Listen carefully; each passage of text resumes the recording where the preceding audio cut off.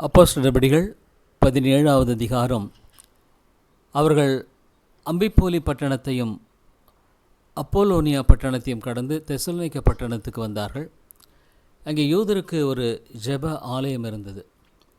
பவுல் தன் வழக்கத்தின்படியே அவரிடத்தில் போய் 3 ஓய்வு நாட்களில் வேத வாக்கியங்களின் நியாயங்களை எடுத்து அவர்களுடனே சம்பாஷித்து, கிறிஸ்து பாடுபடவும் மரித்தோரிலிருந்து எழுந்திருக்கும் வேண்டியதென்றும், நான் உங்களுக்கு அறிவிக்கிற இந்த இயேசுவே கிறிஸ்து என்றும் காண்பித்து திருஷ்டாந்தப்படுத்தினான். அவர்களில் சிலரும் பக்தியுள்ள கிரேக்கரில் திரளான ஜனங்களும் கனம் பொருந்திய ஸ்திரீகளில் அநேகரும் விசுவாசித்து பவுலையும் சீலாவையும் சேர்ந்து கொண்டார்கள். விசுவாசியாத யூதர்கள் வைராக்கியம் கொண்டு வீணராகிய சில பொல்லாதவர்களை சேர்த்து கொண்டு கூட்டங்கூடி பட்டணத்தில் அமளி உண்டாக்கி யாசோனுடைய வீட்டை வளைந்து கொண்டு அவர்களை பட்டணத்தாருக்கு முன்பாக இழுத்து கொண்டு வர வகை தேடினார்கள். அவளை காணாமல் யாசோனையும் சில சோழரையும் பட்டணத்து அதிகாரிடத்தில் இழுத்து கொண்டு வந்து, உலகத்தை கலக்கிறவர்கள் எங்கேயும் வந்திருக்கிறார்கள், இவர்களை யாசோன் ஏற்றுக்கொண்டான், இவர்கள் எல்லாரும் இயேசு என்னும் வேறொருவனை ராஜா என்று சொல்லி ராயனுடைய கட்டளைகளுக்கு விரோதமாக செய்கிறார்கள் என்று கூக்குரலிட்டு, இவைகளை கேட்டுக்கொண்டிருந்த ஜனங்களையும் பட்டணத்து அதிகாரிகளையும் கலங்க பண்ணினார்கள். பின்பு அவர்கள் யாசோனிடத்திலும் மற்றொரிடத்திலும் ஜாமீன் வாங்கி கொண்டு அவர்களை விட்டுவிட்டார்கள். உடனே சகோதரர் ராத்திரி காலத்திலே பவுலையும் சீலாவையும் பெரோயா பட்டணத்துக்கு அனுப்பிவிட்டார்கள். அவர்கள் அங்கே சேர்ந்து யூதருடைய ஜெப ஆலயத்திற்கு போனார்கள். அந்த பட்டணத்தார் மனோவாஞ்சியாய் வசனத்தை ஏற்றுக்கொண்டு காரியங்கள் இப்படி இருக்கிறதா என்று தினந்தோறும் வேத வாக்கியங்களை ஆராய்ந்து பார்த்ததினால் தெசலோனிக்கேயில் உள்ளவர்களை பார்க்கலும் நற்குணசாலிகளாயிருந்தார்கள். அதனால் அவர்களில் அநேக பேரும் கனப்பொருந்திய கிரேக்கரில் அநேக ஸ்திரீகளும் புருஷர்களும் விசுவாசித்தார்கள். பெரோயாவிலும் தேவ வசனம் பவுலினால் அறிவிக்கப்படுகிறது என்று தெசலோனிக்கேயரான யூதர்கள் அறிந்தபோது அங்கேயும் வந்து ஜனங்களை கிளப்பிவிட்டார்கள். உடனே சகோதரர் பவுலை சமுத்திர வழியாய் போக அனுப்பிவிட்டார்கள். சீலாவும் தீமோத்தேயும் அங்கே தங்கியிருந்தார்கள். பவுலை வழிநடத்தினவர்கள் அவனை அத்தேனா பட்டணம் வரைக்கும் அழைத்து கொண்டு போய் அங்கே சீலாவும் தீமோத்தேயும் அதிசீக்கிரமாக தன்னிடத்திற்கு வரும்படி அவர்களுக்கு சொல்ல கட்டளை பெற்றுக்கொண்டு புறப்பட்டு போனார்கள். அத்தேனா பட்டணத்தில் பவுல் அவர்களுக்காக காத்து கொண்டிருக்கையில் அந்த பட்டணம் விக்கிரகங்களால் நிறைந்திருக்கிறதை கண்டு தன் ஆவியில் மிகுந்த வைராக்கியம் அடைந்து ஜெப ஆலயத்தில் யூதரோடும் பக்தியுள்ளவர்களோடும் சந்தை வெளியில் எதிர்பட்டவர்களோடும் தினந்தோறும் சம்பாஷணை பண்ணினான். அப்பொழுது எப்பிக்கூராரும் ஸ்தோயிக்கருமான ஞானிகளில் சிலர் அவனுடனே வாக்குவாதம் பண்ணினார்கள். சிலர் இந்த வாயாடி என்ன பேசப் போகிறான் என்றார்கள். சிலர் இவன் அந்நிய தேவைகளை அறிவிக்கிறவனாக காண்கிறது என்றார்கள். அவன் இயேசுவையும் உயிர்த்தெழுதலையும் அவர்களுக்கு பிரசங்கித்தபடியினாலே அப்படி சொன்னார்கள். அவர்கள் அவனை மார்ஸ் மேடைக்கு அழைத்து கொண்டு போய், நீ சொல்லுகிற புதிதான உபதேசம் என்னதென்று நாங்கள் அறியலாமா? நூதனமான காரியங்களை எங்கள் காதுகள் கேட்க பண்ணுகிறாய், அவைகளின் கருத்து என்னதென்று அறிய மனதாயிருக்கிறோம் என்றார்கள். அந்த அத்தேனா பட்டணத்தார் எல்லாரும் அங்கே தங்குகிற அந்நியரும் நவமான காரியங்களை சொல்லுகிறதிலும் கேட்கிறதிலும் வேறொன்றிலும் பொழுதுபோக்குகிறதில்லை. அப்பொழுது பவுல் மார்ஸ் மேடையின் நடுவிலே நின்று, அத்தேனரே, எந்த விஷயத்திலும் நீங்கள் மிகுந்த தேவ பக்தியுள்ளவர்கள் என்று காண்கிறேன். எப்படி என்றால், நான் சுற்றி தெரிந்து உங்கள் ஆராதனைக்குரியவர்களை கவனித்து பார்த்த பொழுது அறியப்படாத தேவனுக்கென்று எழுதியிருக்கிற ஒரு பலிபீடத்தை கண்டேன். நீங்கள் அறியாமல் ஆராதிக்கிற அவரையே நான் உங்களுக்கு அறிவிக்கிறேன்.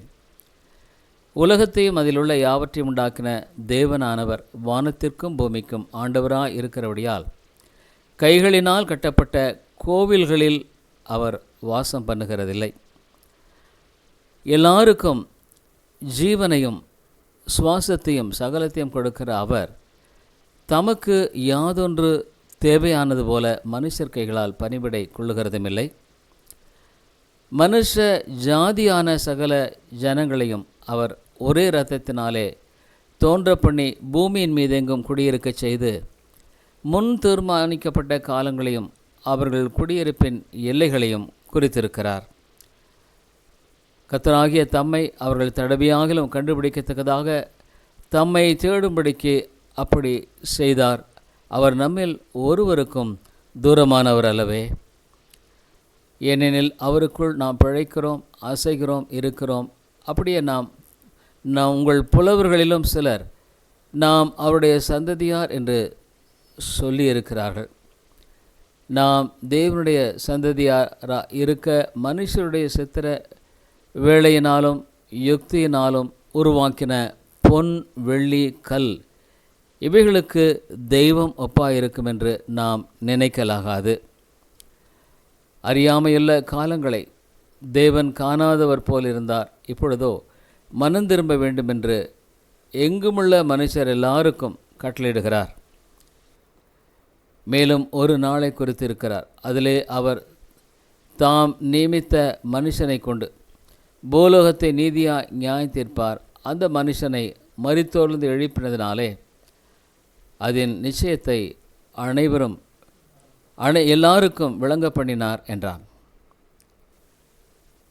மரித்தோரின் உயிர்த்தெழுதலை குறித்து அவள் கேட்டபொழுது சிலர் இகழ்ந்தார்கள்.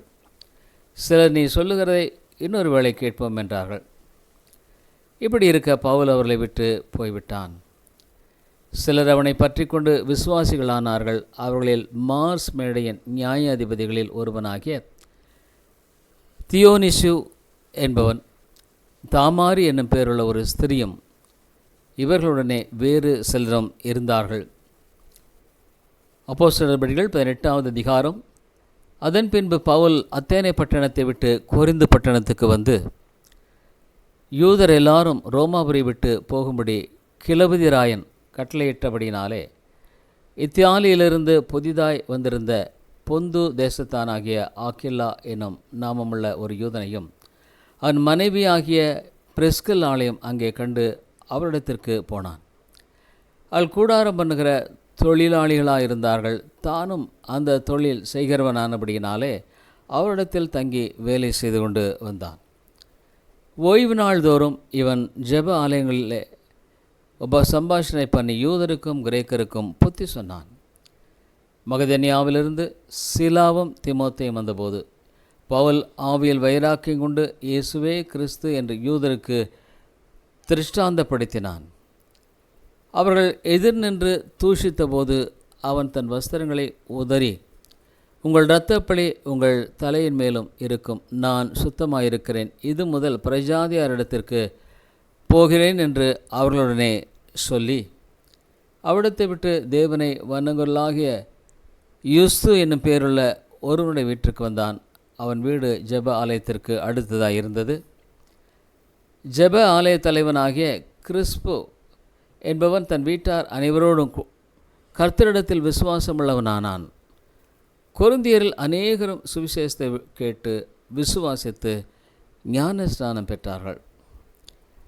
ராத்திரியிலே கர்த்தர் பவுலுக்கு தரிசனமாகி, நீ பயப்படாமல் பேசு, மௌனமாயிராதே, நான் உன்னுடனே கூட இருக்கிறேன், உனக்கு தீங்கு செய்யும்படி ஒருவனும் உன்மேல் கை போடுவதில்லை, இந்த பட்டணத்தில் எனக்கு அநேக ஜனங்கள் உண்டு என்றார். அவன் 1 வருஷமும் 6 மாத காலமும் அங்கே தங்கி தெய்வ வசனத்தை அவளுக்குள்ளே உபதேசம் பண்ணி கொண்டு வந்தான். கல்லியோன் என்பவன் அகாயா நாட்டிற்கு அதிபதியான போது யூதர்கள் ஒருமனப்பட்டு பவுலுக்கு விரோதமாய் எழும்பி அவனை நியாயாசனத்துக்கு முன்பாக கொண்டு போய், இவன் வேத பிரமாணத்துக்கு விகற்பமாய் தேவனை சேவிக்கும்படி மனுஷருக்கு போதிக்கிறான் என்றார்கள். பவுல் பேசுகிறதுக்கு எத்தனிக்கப்படுகையில் கல்லியோன் யூதரை நோக்கி, யூதர்களே, இது ஒரு அநியாயமாய் அல்லது பொல்லாத நடக்கையுமாய் இருக்குமேயானால் நான் உங்களுக்கு பொறுமையாய் செவி கொடுப்பது நியாயமாயிருக்கும்.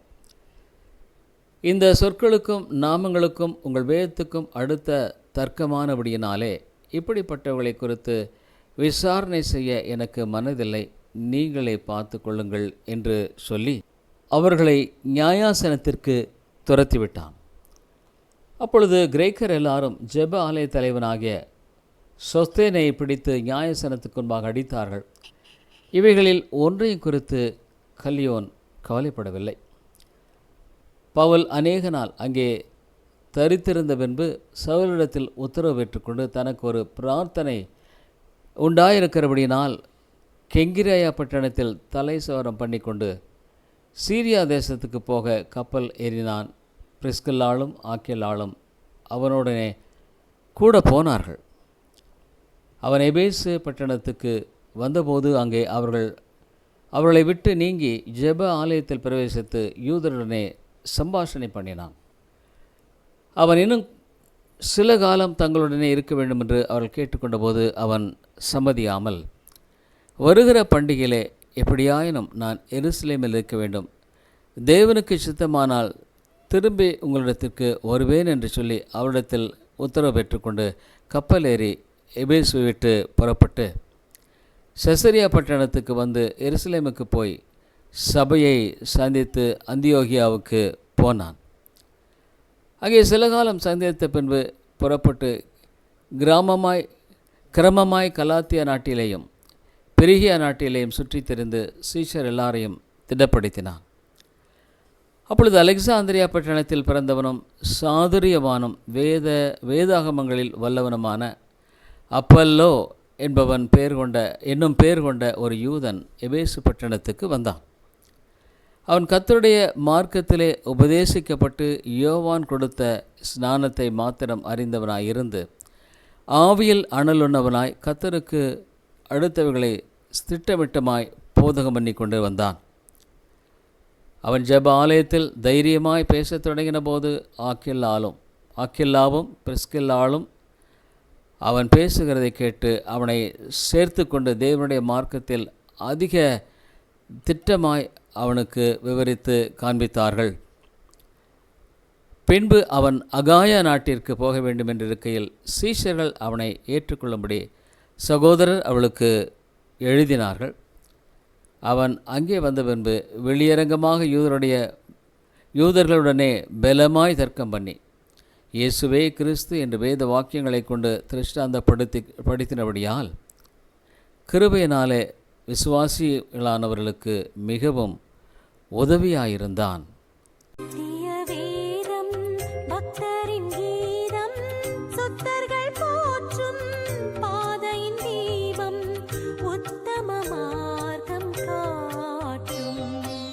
சத்திய